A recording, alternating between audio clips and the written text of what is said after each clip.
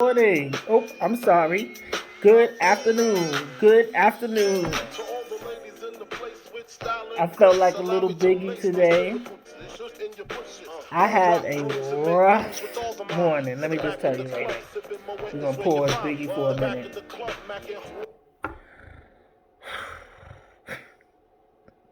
It started off with Lauren this morning.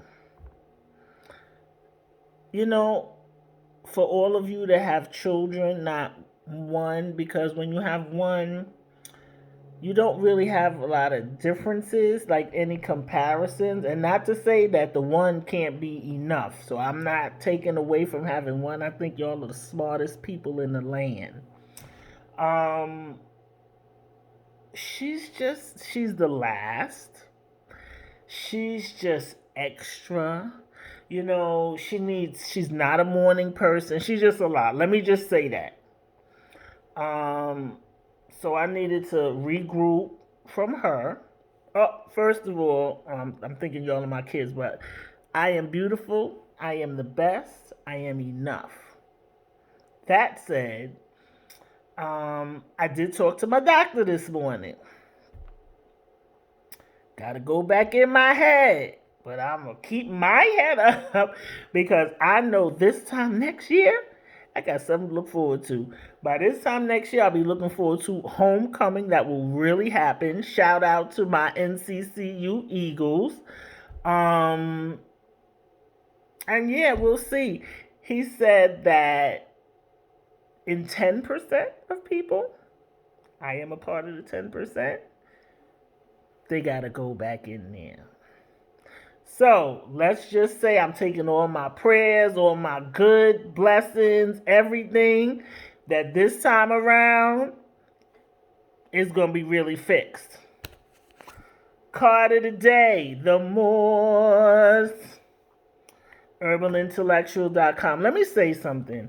I urge you, if you want to know something about history, to get these cards. They really just give you a plethora of information. The Moors were an Islamic nomadic people of northern Africa who conquered most of Spain and Portugal in the early 700s. With their advances in astronomy, math, art, and farming, the Moors helped transition Europe into the Renaissance period. The Moors' capital city, Cordova, was known as the most beautiful and civilized city in Europe during this time. Let me say that again.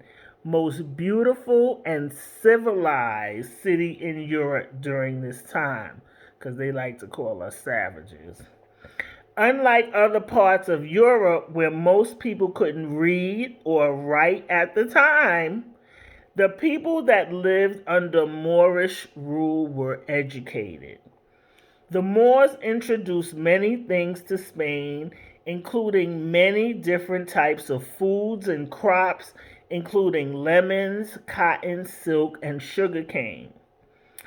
Though they were defeated in the 1400s, the African Moors strongly influenced Spanish culture for over 700 years, and they still do to this day. Check them out, the Moors. So today I did want to talk about Ice Cube, who I absolutely have to say I'm biased because I remember I tell you I had a love for Ice Cube, and I still have love for him. I'm not gonna act like I don't. I don't know him personally. When he got married to his wife Kim, I mean, when I tell you I was devastated, I wanted to have a funeral. With that said, you're reading, he has this plan, and he talked to Trump, and the Democrats didn't want to talk to him till after the election, blah blah blah. And guess what? Everybody has an opinion. I think one of the things, though, I think that people just have to kind of step back. Like, they get mad, get angry. I can't tell anybody how to feel. Nobody can tell me how to feel. I don't know that man personally. I don't know if he is doing it. You know, he has money now, and people are upset because he's talking to thinking about blacks specifically. But I think that we also, when we think about it, we have to think about where he's come from, what he's seen in terms of when you talk about blacks specifically, and he's not including other groups. I have a friend. She is Dominican, but she knows her black roots. What I did say, we had a kind of on Facebook discussion that like she knows her roots, she acknowledges her roots, but there are a lot of Dominicans that you call them black, they're gonna get mad.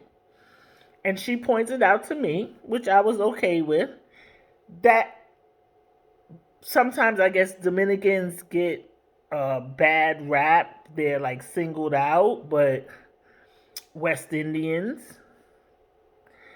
have that same kind of thing, but about Black Americans.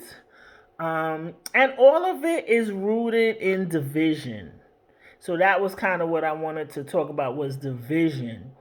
Imagine if the Dominicans, the Puerto Ricans, the Asians, the whoever, everybody that's not white got together.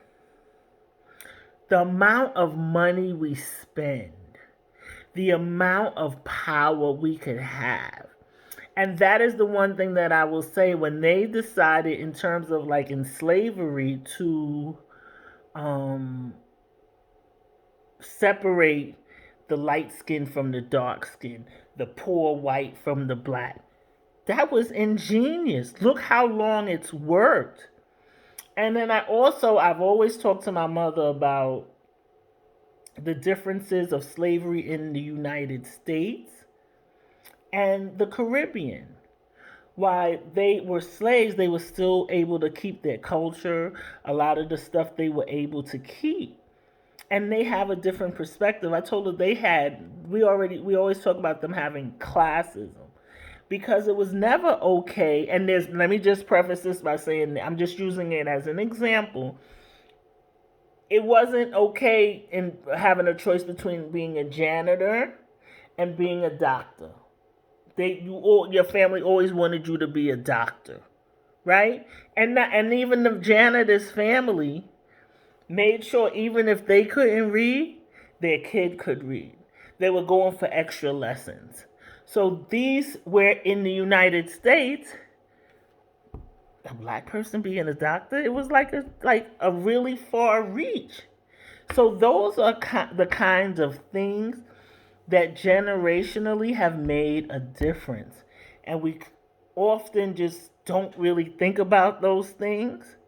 But when you're talking about people and differences, there's so many things. Because when it boils down to it, when you take off the skin, we are the same. But environment definitely has something to do with who you are. I'm going a little long. I'm sorry. This is just like on my mind. And you really got to step back and think. And people have to stop being so just angry, letting angry lead you. The Democrats, the Republicans, all the same. Some may be a little less, people say, oh, well, the Democrats aren't. And I guess to some degree, it's true. But I think this is a time now where we're going to see some real changes, whether there's Trump or not. The box is open. People try to act like Trump made racism, Trump made white supremacy. No. I mean, as you can see, the man can't even string a sentence together. So I feel like a lot of times we're giving him really more credit than he deserves. But I absolutely believe that having the experience with him is going to, down the line, give us a better outcome. Because all of this was nobody was really talking about it. Nobody was really trying to make any changes. Now it's front and center. Whoever wins, we still have to make our demands. We still have to make ourselves heard. We cannot take our foot off the pedal, even if Trump wins. We have to make him accountable, and we can. We have the power. We have to use it. With that said, have an awesome, awesome day. Have an awesome, awesome day. Who was I playing again? Lord, now my computer went off. I don't even. Oh, I did a big pop up.